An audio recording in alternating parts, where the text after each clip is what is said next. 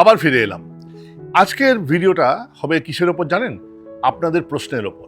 তো আমি গত কয়েক মাস ধরে বেশ অনেক রকমের প্রশ্ন পেয়েছি। তাদের মধ্যে 3-4টে প্রশ্ন খুব কমন প্রশ্ন, অনেকেই করেছেন, মানে এস্টাবলিশ ক্রিকেটার থেকে শুরু করে আপকামিং ক্রিকেটার, উদীয়মান ক্রিকেটার যারা, তারা সেই 4টে বা 3টে প্রশ্নের উত্তর দিয়েই আজকের এই ভিডিওগুলো করব। নাম্বার 1 প্রশ্ন ছিল ব্যাটিং গ্রিপ। একটা আদর্শ ব্যাটিং গ্রিপ কি হওয়া উচিত এবং কেন হওয়া উচিত?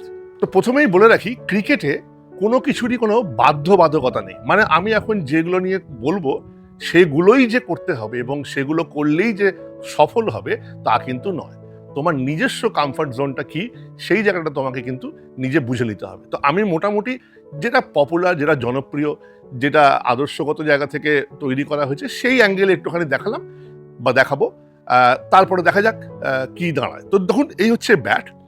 সুন্দর, আমাদের যেটা ছোটবেলা থেকে শিখে এসেছি এবং এখনও সেটা অস্ট্রেলিয়াতে বলুন, ভারতে বলুন, এটা নিয়েই ইয়ে করা হয়, প্রচলিত আছে যে ব্যাটকে সামনে রাখলেন, এই দুই পায়ের ফাঁকে আমার ব্যাটটা রয়েছে, একদম খুব কমফোর্টেবলি দেখাচ্ছি।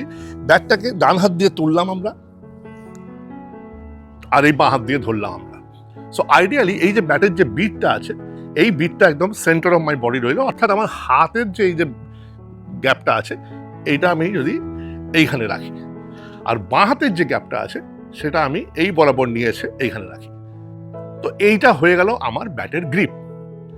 এইবারে হচ্ছে, দেখতে পাচ্ছেন ব্যাটের গ্রিপ, এইবারে হচ্ছে যে এই হাতের পজিশনটা কি হবে, অর্থাৎ আমি কি কাছাকাছি দুটো হাতকে রাখবো একদম গোড়ার দিকে ধরে, অনেকেই করে, সচিন তেন্ডুলকর করতেন, আবার নাকি দূরে চলে যাব, সেটাও বেশ কিছু প্লেয়ার করেছেন, তাদের মধ্যে অন্যতম সফল ছিলেন অ্যাডাম গিলক্রিস্ট।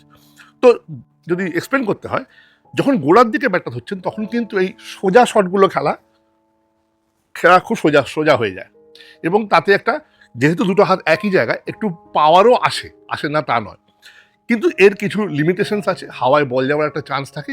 এগেন, যে মানুষটা অত হাজার রান, অতগুলো সেঞ্চুরি করে গেছেন, তারও কিন্তু ব্যাট ছিল গোড়ার দিকে গ্রিপ।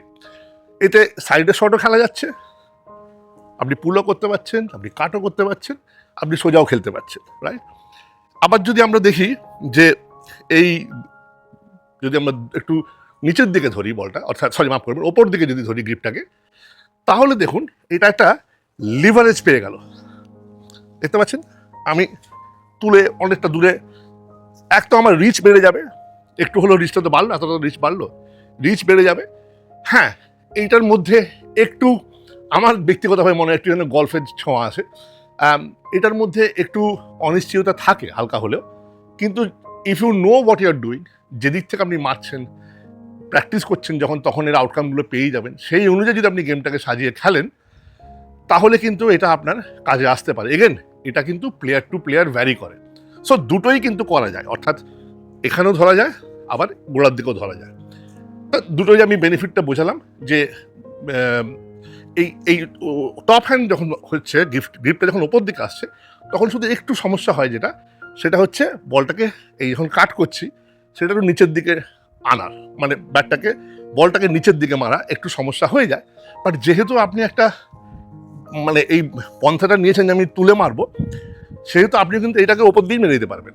সো এই কার্ডটাকে আপনাকে, ওই যে বললাম, কোনো বাধ্যবাধকতা নেই, সব বলে যে নিচে মারতে হবে তার কোনো মানে নেই। তো সেক্ষেত্রে আপনি এটাকে যদি পারবেনই, আপনি কিন্তু ওপর দিয়েও মেরে দিতে পারছেন, তাই না? So you can play over the players. তো যদি আইডিয়াল, ওই যে বললাম, যেটা করলে আপনার কমফোর্টেবল লাগবে সেটা করতে পারেন। আরেকটা আছে যে দুটো হাত আমরা কাছাকাছি রাখবো, মানে এরকম একত্রিত কাছাকাছি রাখবো, নাকি আমরা একটু গ্যাপ রাখবো।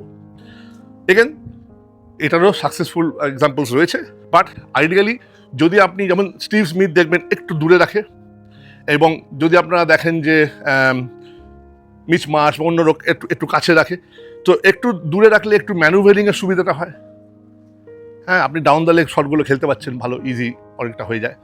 আর একটু, ওই যে আবারও বলছি আপনাদের যে এটা কোনো বাধ্যবাধকতা নেই, কিন্তু আমি জাস্ট এর প্লাস পয়েন্টগুলো বলে দিচ্ছি কোনটা কি হতে পারে। আর একটু কাছে ধরলে আপনার ওই যেটা বললাম আমি একটু আগেই, যে দুটোই ধরা যায়, আপনার সোজা বলে ডিফেন্সিভ খেলতে খুব সুবিধা হবে। আপনার একটা যদি হার্ড বটম হ্যান্ড হয়, তাহলে কিন্তু আপনার তুলে শট খেলতে অনেক সুবিধা হবে। সো অনেক সময় দেখবেন, যেমন দেখুন বটম হ্যান্ড কাভার ড্রাইভ আমরা দেখেছি, বিরাট এক্সাম্পল রোহিত, মাফ করবেন, বিরাট কোহলি, আমরা স্টিভ স্মিথেরও দেখেছি কিছু বটম হ্যান্ড কাভার ড্রাইভস। এরা দুজনেই লেগ স্টাম্পও খুব ভালো খেলে।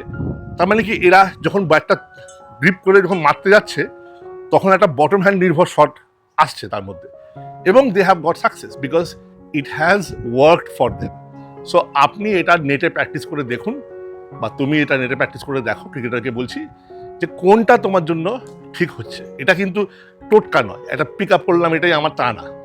যেমন ব্যাটও বিভিন্ন ওয়েটের একটা কমফর্ট জোন তৈরি হয়, তেমনি গ্রিপও সেরকম। You try all of that.